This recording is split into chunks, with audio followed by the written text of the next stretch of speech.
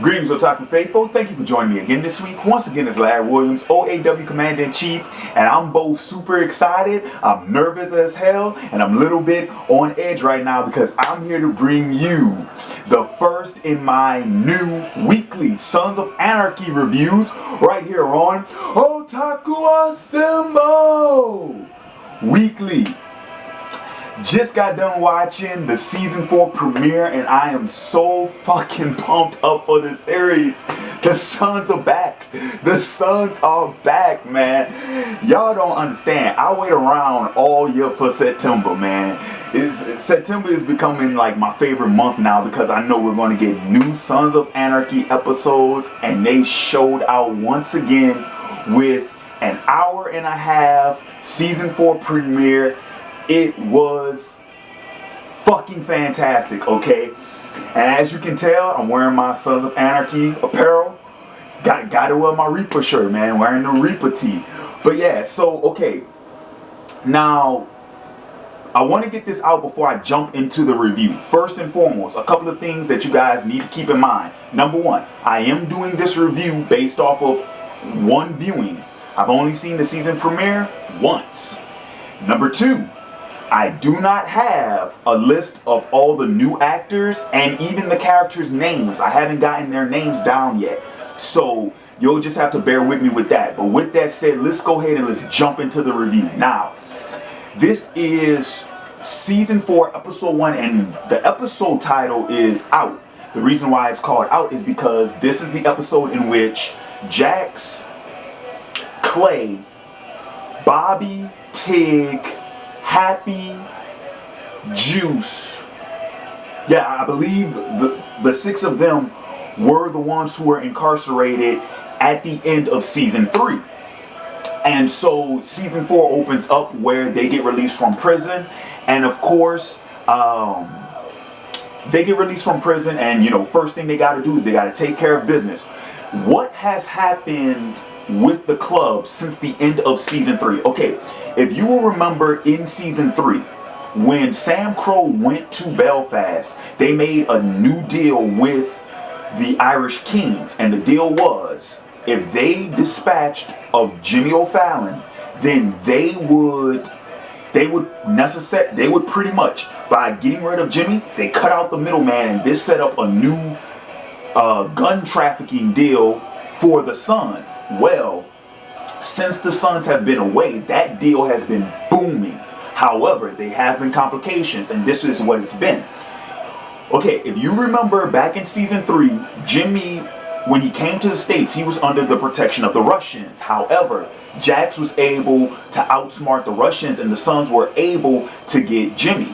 However, there was a deal involved, okay? There was a deal where they would actually share some of their business with the Russians. They would, cut them off, they would cut them a slice. However, when they took Jimmy and killed him, they reneged on the deal. The Russians, they didn't like that. So they had one of their guys on the inside try to shank, well, he did shank Jax, but he pretty much tried to do Jax in while Jax was in prison.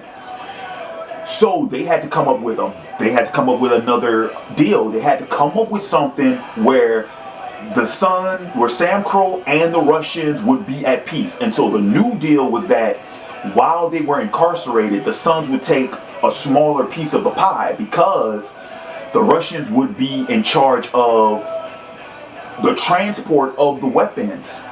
So they would get a bigger cut. Well, first thing Sam Crow took care of when they got out of prison was they sat down and they sat down with the head of the Russians, and they pretty much decided on a 50-50 deal now that the Suns were out. And we will get back to what happened with that towards the end of the review. But right now, just for the sake of trying to keep track of everything that happened in this series, I'm going to go ahead and I'm going to do this review more along the lines of how I've done my Game of Thrones reviews, if any of you have seen those. And that's pretty much where I review the episode based off of the characters. The reason being is because it's a lot easier to follow the characters themselves. So what's happened with Jax? Okay, Jax, fresh out the pen. Jax now has 2 sons. 2. Okay, Abel has a little brother named Thomas, I believe is Abel's younger brother's name. And he was named after Jax's brother Thomas, who died in early childhood. Now, Jax has pretty much come to a crossroad in his life where he's made up his mind that he's going to leave Sam Crow. However, he does recognize that it won't happen overnight. Jax's plan now, okay, earlier in the episode, Jax proposes to Tara. Took him long enough. 4 seasons we've been waiting on this shit, okay? But he finally proposed to her, and he told her his plan for getting out. And pretty much, for all of those who are Sons of Anarchy fans, if you remember in the earlier seasons, we all know that Clay has arthritis. And it's becoming worse and worse and worse over time. So much so where he can barely manage to ride anymore. Well, Clay, and I will address this once I start talking about Clay, but pretty much Clay's recognized that his time is almost up. Jax is going to his plan is to use that as his opportunity to step down from the club, which the plan sounds good in theory, but it's going to be hard as hell for him to actually execute that. The reason being is because the second Clay steps down, they're going to want Jax to step up. So him trying to bail out when that happens, I can see that being very problematic. Now, moving on with Tara. Pretty much Tara, she's been holding down the fort since Jax has been gone, and she's done a bang up job of doing that. I really do applaud her. We've seen Tara's character come a long way since season 1, so she really is. God damn you, air conditioner! I apologize. My air conditioner just kicked on.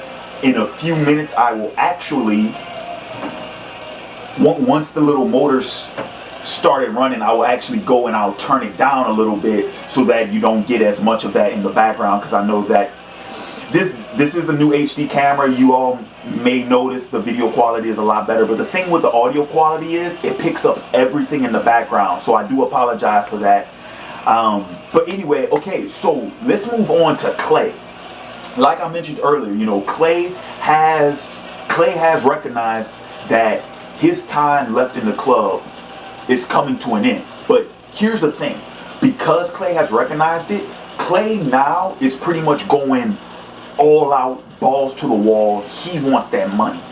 He wants to make sure that he has set up enough to where when he steps down from the club, he can live life comfortably. He even goes as far as tells Gemma that he's expecting 7 figures once his time is up with this deal with the Russian Kings. And funny enough, because Jax has said almost the same thing, because Jax said in order for him to be able to step away from the club, he needs to have some money stored up. So that's why Jax is going to be going along with the whole plan. But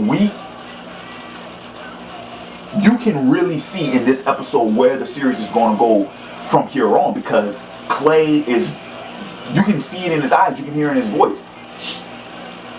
He is so beyond morals right now. Like Clay is all about greed. Clay is all about power. Clay is all about fear. You can see it. Another thing that I forgot to mention, when the club got back to Charming, one thing that was worth noting is that, okay, Jacob Hal, who all of you who have been watching Sons of Anarchy, you know who Hal is. Well, he is the new mayor, and he's been making moves. One of them being, he is building these brand new houses, okay? He's building these brand new houses. He's calling them Charming Heights. And the thing is, okay, I think I should be able to cut off my air conditioner now. So hang on just 1 minute. I'll be right back.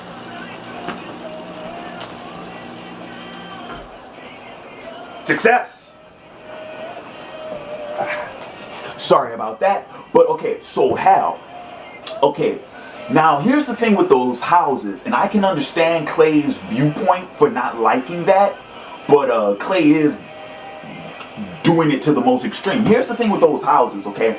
Pretty much it's this age-old thing that's happened numerous times. Hell, I'm pretty sure it's happened to some of your you all's neighborhoods. I know for a fact it happened to me because I'm from New Orleans, and after Katrina, this shit was happening all over the city. But let me tell you what's going on, okay?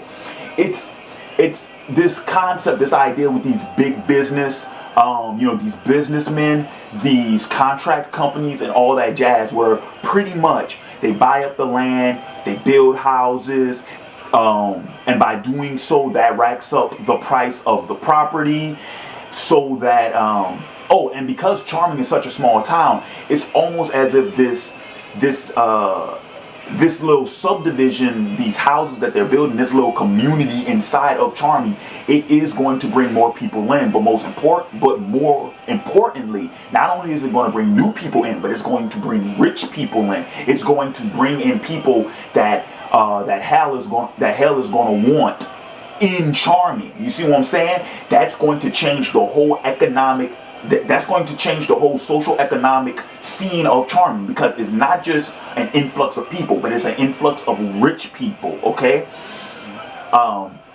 Clay says it in this episode. He says hell is building a bunch of houses in Charming that the people of Charming can't even afford to live in. Something's wrong with that. I understand wholeheartedly where Clay is coming from. I understand entirely, because I've seen it done. I've experienced it myself. Hell, not only did I experience it near my home in New Orleans, but also my home in LaPlace, Louisiana, after Katrina.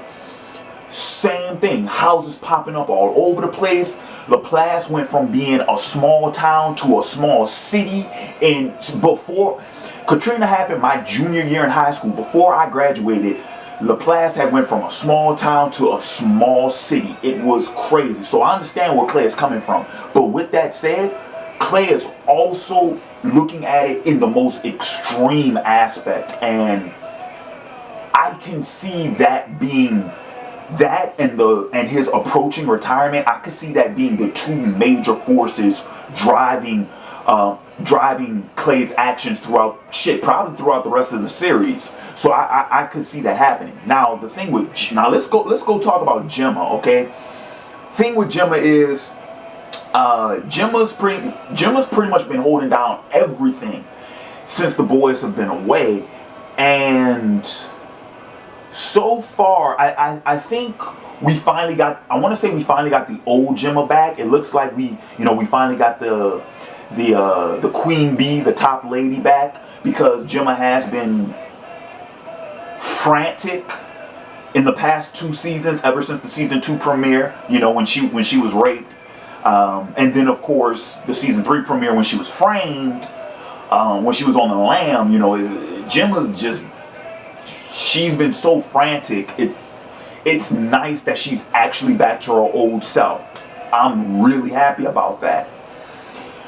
However, this is worth mentioning. At the end of this episode, Gemma discovered that I think she thinks that Jax is in possession of his father's letters. The letters I'm referring to are John Teller's letters that we saw. The letters I'm referring to are John Teller's letters that we saw that he sent to, why can I not remember homegirl's name in Belfast? I can't remember her name.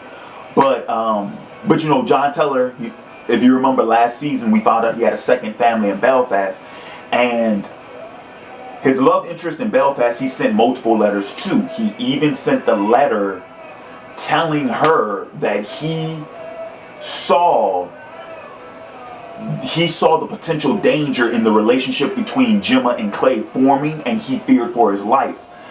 In many ways, those letters are conveying John's message beyond the grave that yes, Clay and Gemma are responsible for my death.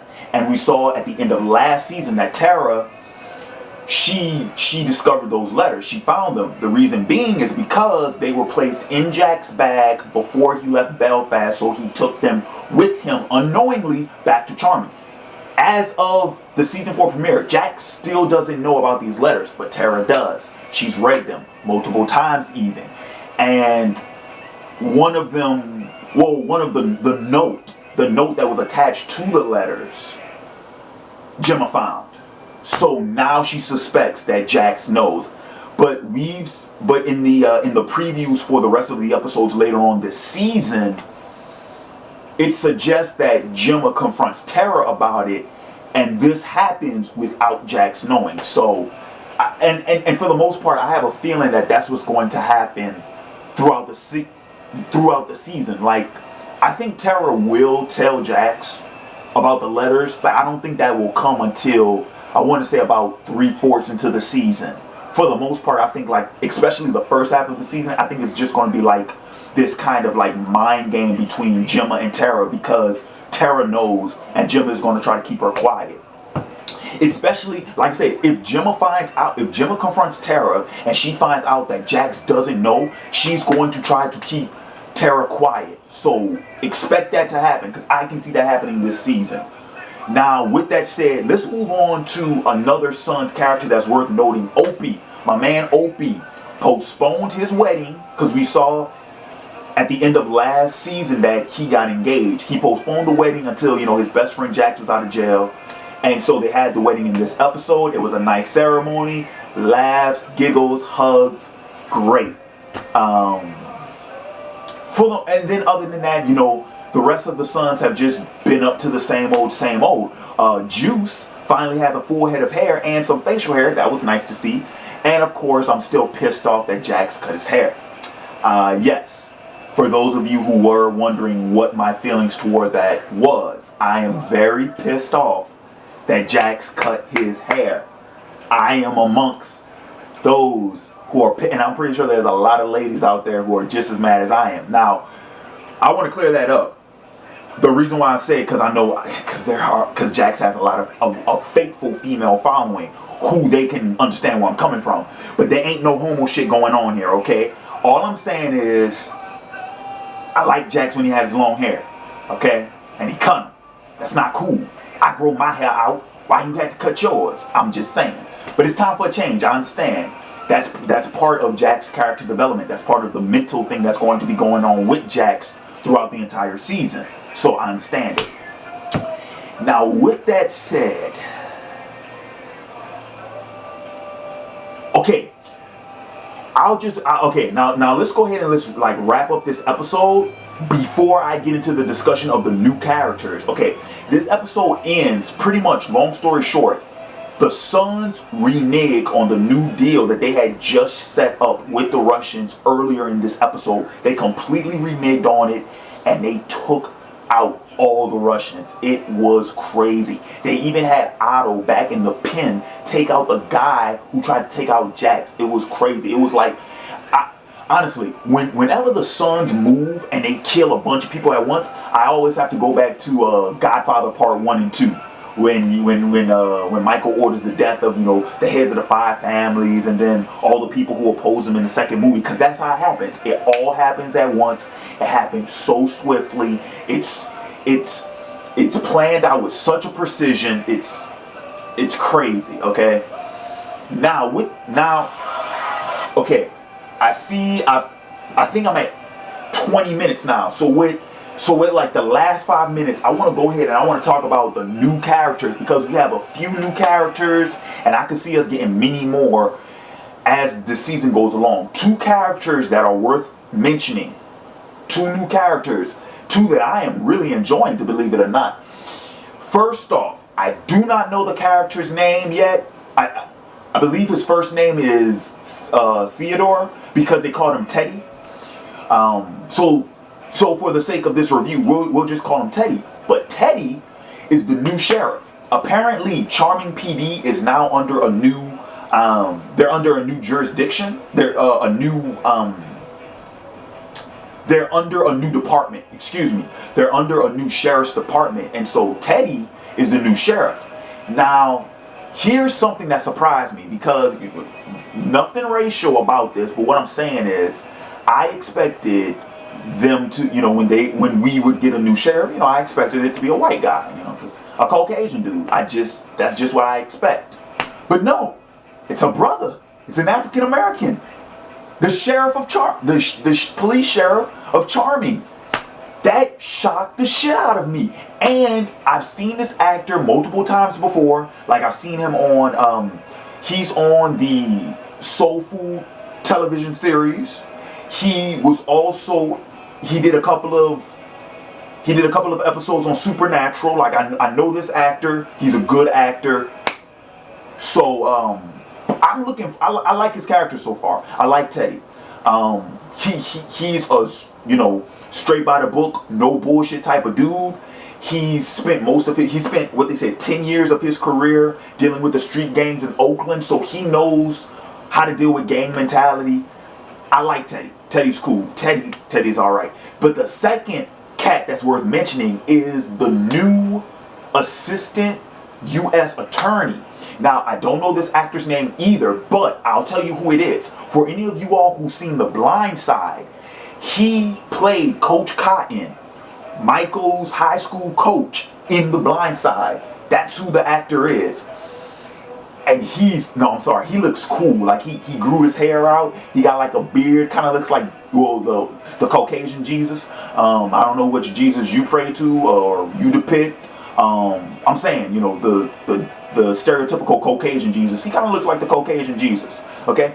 But anyway, but he has a whole, man, if y'all thought the ATF investigations in seasons 1 and 2 or something, man, y'all ain't seen shit yet, dude. This dude has everybody. Like when we saw his office, he has everybody on tabs. He's got Sam Crow, he's got the Mayans, he's got the Russians, he's got the few members of the IRA, man. He knows about the Irish Kings, he knows about the deal, he knows about everything, man. This dude knows about everything that's been going on, and he is going to be a fearsome adversary for the Suns. Him and Teddy, man, they are going to be some hard ass dudes for the Suns to deal with. I could see it. But you know what else? Another thing about this season, another thing that got me about this season is this season, and I think I'll go ahead and I'll title this review diving deeper into decadence, because the way the Suns behaved at the end of this episode, you can see it. It's just like Jax said, the bonds that hold the club together are no longer love and brotherhood. It's greed and fear and power. The Suns are just diving headfirst into decadence, man. They are just diving into anarchy. They really are embodying their names, because, man. So, it's going to be a good season. Celebrity cameo that's going to show up later this season is Danny Trejo. I think that's how you pronounce his name. Trejo. I always have a problem pronouncing his name, because I try to pronounce it as close to how it's actually supposed to be pronounced, because I know some people say Trejo or Trejo, but I try to get it as close as Trejo. I try to get it as close as possible, but you all know who I'm talking about, okay? He's been on everything. I'm a huge fan of his work. I'm a huge fan of the actor, so he'll make a cameo later on in the season. I'm looking forward to that so much. But yeah, with that said, I'm just gonna go ahead. I'm gonna wrap up this review, because I have homework I gotta get done. I got a 5-page story that needs to be completed by tomorrow, so I'm gonna go ahead and I'm gonna finish that up.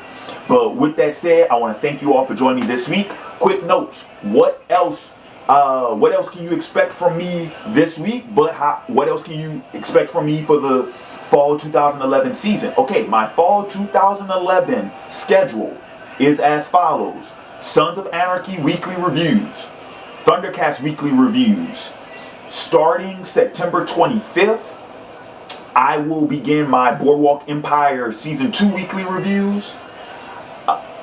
This Monday, I believe, will kick off my NFL recap videos. And then, of course, I am still doing the monthly videos, different vid each week. This week will be a rant. And of course, I'm still doing the anime favorites, manga of the month, and the anime of the month. Now, this week, however, because it's the first week of my new fall schedule, I'm giving you guys a couple of extra treats. You have a movie review coming later this week, my review of Rise of the Planet of the Apes. You have a music review coming later this week, my review of Blue October's Any Man in America.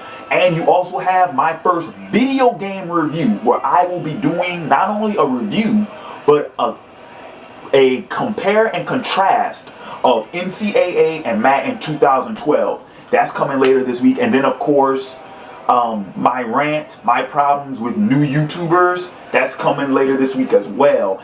Also, then there's also a very special video that might come out tomorrow. And you guys would just have to wait to see what that video is. But you're going to enjoy it. I have a feeling you will. I know I will. So, and with that, okay, hang on a minute, because this Saturday I will be uploading my teaser trailer for my triumphant return to Rogues Gallery Incorporated. Once again, guys, be sure to check out that channel, the collab channel, which I'm a member of. I will be making my triumphant return to that channel. Check this out. Teaser trailer is going up this Saturday, right? This Saturday. The following Monday, next Monday, we'll kick off our new schedule on Rogues Gallery Incorporated with my fellow YouTubers Strap Up 24, Hugo Strange, J Mason 105, and Uncle Maine. And then my new videos for Rogues Gallery Incorporated will begin that Saturday. So not this Saturday, teaser trailer. Next Saturday, the videos go up. And that will be the new home of the favorite hero, favorite villains segments. I'll just go ahead and, well, no. The series in which I do to kick off those new videos, I'm going to let that be a surprise. Keep in mind, you guys did vote for this, however. You did vote for it. But once again, like I said, vote in the comments on that video, on those videos, which series you want me to do next. Not this video. That video. That video when it comes out, okay? But with that said, this is Larry Williams, OAW Commander-in-Chief, signing off. Catch you cats later. Peace.